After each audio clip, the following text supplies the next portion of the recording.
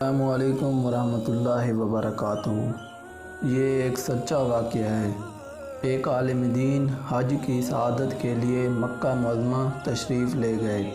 حج کی فرضیت سے فارغ ہو کر سعادت دارین کے لیے وہ عالم دین مدینہ منورہ میں روضہ رسول صلی اللہ علیہ وآلہ وسلم کی زیارت اور حاضری کے لیے آ گئے۔ وہ روضہ رسول سے کچھ فاصلے پر ایک ہوٹل یا کسی گھر میں قیام پذیر تھے۔ مدینہ کی مطہر فضا اور ٹھنڈی ہوا ہر کسی کو اپنیت کا ایسا احساس دلاتی ہے کہ کسی کو وہاں سے واپس جانے کا دل ہی نہیں کرتا۔ ایسا لگتا ہے جیسے کسی کی محبت نے اپنے دامن میں یوں بسا لیا ہو کہ بس ساری زندگی وہیں گزار دینے کی تمنا دل میں سما جاتی ہے۔ لیکن دستور زمانہ اور دستور تقدیر بھی تو ماننے پڑتے ہیں۔ اس عالم دین کے دل کی بھی یہی کیفیت تھی۔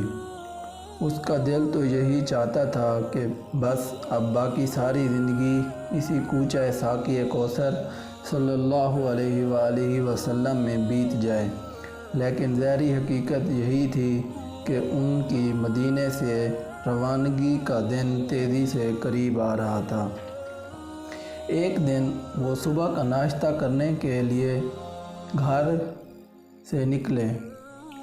کھانے ایک بچہ کچے ٹکڑے، ہڈیاں، چھلکے وغیرہ گھر سے ایک جگہ باہر پھینکنے آئے تو کیا دیکھتے ہیں کہ ایک بچہ اس کوڑے کے ڈھیر میں سے کچھ کھانے کی چیزیں نکال کر اکٹھی کر رہا ہے اور لوگوں سے نظر بچا کر کھانے کی کوشش بھی کر رہا ہے۔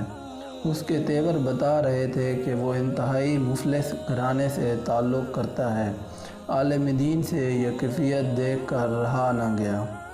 اس نے اپنے دل کی تمام تر نرمی، اپنے حسن اخلاق اور اپنی زبان کی تمام تر طراوت یکجا کرتے ہوئے اس بچے سے مخاطب ہونے کی کوشش کی، جس میں وہ کامیاب رہے۔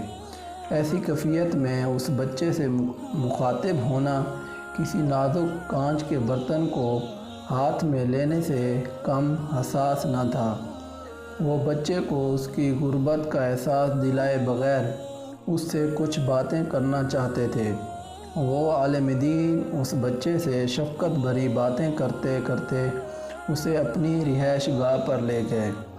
وہاں اس بچے کو کھانا کھلایا گیا اور اس کے حال احوال سے متعلق جاننے کی کوشش کی گئی۔ اس بچے کے زبانی معلوم ہوا کہ وہ یتیم ہے۔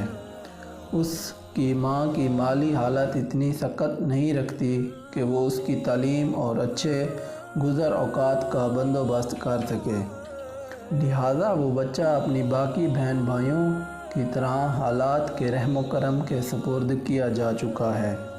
اس عالم دین کے دل میں بچے کی محبت بڑھنے لگی اور وہ اس کے مستقبل کے متعلق سوچ بچار کے عمل سے گزرنے لگا۔ اس کے ہمدرد ذہن اور مہربان دل نے اسے جلد ہی اس عمل سے گزار کر فیصلے کے کنارے پر پہنچا دیا۔ اس کا پکا ارادہ بن گیا کہ اگر یہ بچہ اس بات پر راضی ہو جائے تو وہ اسے اپنے ساتھ اپنے وطن پاکستان لے جائے۔ اس کے دل کی بات جلد ہی اس کی زبان پر آ گئی۔ اس نے اس بچے سے نہایت ہمدردی اور انسانی دوستی کے لہجے میں بات کرتے ہوئے اپنے دل کی بات اس کے گوش گزار کر دی۔ بچہ آخر بچہ تھا۔ اتنا بڑا فیصلہ وہ اپنی ماں کی اجازت اور رضامندی کے بغیر نہیں کر سکتا تھا۔ اس نے اس محترم عالم دین بزرگ کی خدمت میں عرض کی کہ وہ اس معاملے سے متعلق اپنی ماں سے پوچھے بغیر کوئی جواب نہیں دے سکتا۔ ہاں، اگر اس کی ماں اس بات پر راضی ہو گئی تو وہ اس کے ساتھ پاکستان چلا جائے گا، لیکن اگر اس کی والدہ راضی نہ ہوئی تو وہ ہرگز اس بزرگ کے ساتھ پاکستان نہیں جائے گا۔ عالم دین بھی تو یہی چاہتا تھا۔ اس بچے کی والدہ کی اجازت کے بغیر کسی صورت بھی بچے کو پاکستان نہیں لانا چاہتا تھا۔ یہ ایک صائب رائے تھی کہ بچہ اپنی ماں کی اجازت لے کر ہی ملک چھوڑنے کا فیصلہ کرے۔ عالم دین کا ذہن گہرے تذبذب میں تھا۔ اس کا ذہن کبھی بچے کے حالات کی طرف جاتا تو اس کی سماعت میں اس بچے کی ماں کی سرگوشی سنائی دیتی جو اسے پاکستان جانے کی اجازت دے رہی ہوتی، لیکن دوسرے علم میں اسے ماں کی ممتا کی شدت محسوس ہوتی تو اس کے تصور کی آنکھ دیکھتی کہ اس بچے کی ماں جھٹ سے اسے گلے لگا رہی ہے اور اسے کس طور پر اپنی نظروں سے دور جانے کی اجازت نہیں دے رہی۔ اگلے دن عالم دین کی حیرت کی انتہا ہی رہ گئی جب وہ بچہ اچھے سے کپڑے پہن کر اس کے پاس آیا اور آ کر یہ نوید سنائی کہ اس کی ماں نے اسے پاکستان جانے کی اجازت دے دی ہے۔ بچے نے کہا، او ہم جاتے جاتے مدینہ شریف کی ایک بار سیر کر لیں۔ عالم دین کا بھی یہی ارادہ تھا۔ وہ بھی مدینہ سے کوچ کرنے سے پہلے ایک بار مدینہ شریف کی گلیاں، بازار اور محلے دیکھ لینا چاہتا تھا۔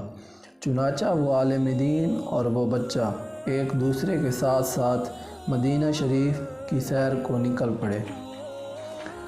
جب مدینہ شریف کے بازار آئے تو اس بچے نے عالم دین سے پوچھا، کیا پاکستان میں اس طرح کے بازار ہیں؟ عالم دین نے بڑی تسلی سے جواب دیا، ہاں، بڑے بڑے بازار ہیں، وہاں ہر چیز میسر ہے، بہت شاندار اور وسیع و عریض بازار ہیں۔ لڑکے کے چہرے پر مسکراہٹ کی ایک لہر دوڑ گئی۔ وہ آگے چل پڑے۔ بڑی بڑی سڑکیں دیکھ کر وہ بچہ کہنے لگا، کیا پاکستان میں اس طرح کی بڑی بڑی سڑکیں بھی ہیں؟ عالم دین نے جھٹ سے جواب دیا، ہاں بیٹا، وہاں بھی بڑی بڑی سڑکیں اور ان پر گاڑیوں کی ختم نہ ہونے والی قطاریں اور روشنیاں کیا خوب منظر پیش کرتی ہیں، اور کئی اور چیزیں بھی ہیں۔ ایک مسجد کے سامنے کھڑے ہو کر اس بچے نے پوچھا، کیا پاکستان میں ایسی مساجد ہیں؟ عالم دین نے کہا، ہاں، کیوں نہیں، بڑی عالیشان مساجد ہیں، تاریخی اور کشادہ مساجد بھی ہیں۔ ساری باتوں سے بچے کی تسلی میں لمحہ بلمحہ اضافہ ہوتا جا رہا تھا۔ اس کا دل تصور کی آنکھ سے پاکستان کا نظارہ کر رہا تھا۔ آخر کار وہ بچہ روضہ رسول صلی اللہ علیہ وآلہ وسلم کے سامنے آ کر رک گیا۔ روضہ پاک پر اپنی محبت بھری نظریں جماتے ہوئے اس نے وہی سوال جو باقی چیزوں کے متعلق بار بار کر رہا تھا کیا۔ عالم دین آپ دیدہ ہو گیا۔ اس سوال سے اس کا دل بھر آیا۔ بچہ مسلسل روضہ پاک پر نظریں جمائے اسے تکتا جا رہا تھا، جب کہ اس کے سوال کا جواب آنے میں تاخیر ہو گئی تو اس بچے نے اپنے چہرے کا رخ اس عالم دین کی طرف کیا جو اب تک تو ہر بات پہ ایک ہی جواب دیے جا رہا تھا کہ ہاں بیٹا، یہ چیزیں بھی پاکستان میں ہیں، وہ بھی پاکستان میں ہیں۔ اس سوال پر آخر اس کی گویائی کو کیا ہو گیا تھا؟ بچے نے یہ محسوس کرتے ہوئے کہ شاید بات سننے میں کوئی دشواری ہوئی ہو تو اس نے اپنا سوال دہرایا، کیا یہ روضہ بھی پاکستان میں ہے؟ عالم دین کو جواب دینا تھا۔ اس نے بھرائی آواز میں اپنے آنسوؤں کا بہاؤ روکتے ہوئے کہا، بیٹا، اگر یہ روضہ پاکستان میں ہوتا تو ہم یہاں کیا لینے آتے؟ اسی روضے کے لیے تو ہم یہاں آتے ہیں۔ یہ اسی روضے والے صلی اللہ علیہ وآلہ وسلم کی محبت ہے جو ہمیں یہاں کھینچ لاتی ہے۔ عالم دین نے اپنا رومال سے آنسو صاف کر رہا تھا۔ بچے کا مسکراتا چہرہ یکدم متغیر ہو گیا۔ وہ روضہ رسول صلی اللہ علیہ وآلہ وسلم دیکھے جا رہا تھا۔ اس نے معصومیت بھرے لہجے میں جواب دیا کہ اگر یہ روزہ پاکستان میں نہیں ہے تو وہ اسے چھوڑ کر ہرگز وہاں نہیں جائے گا۔ وہ عالم دین سے اپنیت کا احساس ختم کرنے لگا تھا۔ وہ اب مسجد نبوی میں داخل ہو رہا تھا۔ وہ روضہ رسول صلی اللہ علیہ وآلہ وسلم کی طرف کھینچا جا رہا تھا اور عالم دین آبدیدہ نگاہوں سے اس کے قدموں کو زمین پر پڑتے اور زمین سے اٹھتے ہوئے دیکھ رہا تھا۔ اگر آپ کو یہ ہماری ویڈیو اچھی لگی ہو تو ہمارے یوٹیوب چینل نایاب موتی کو سبسکرائب کریں اور اس طرح کی مزید ویڈیوز کو دیکھنے کے لیے بیل آئیکن بھی پریس کر دیں۔ جزاک اللہ۔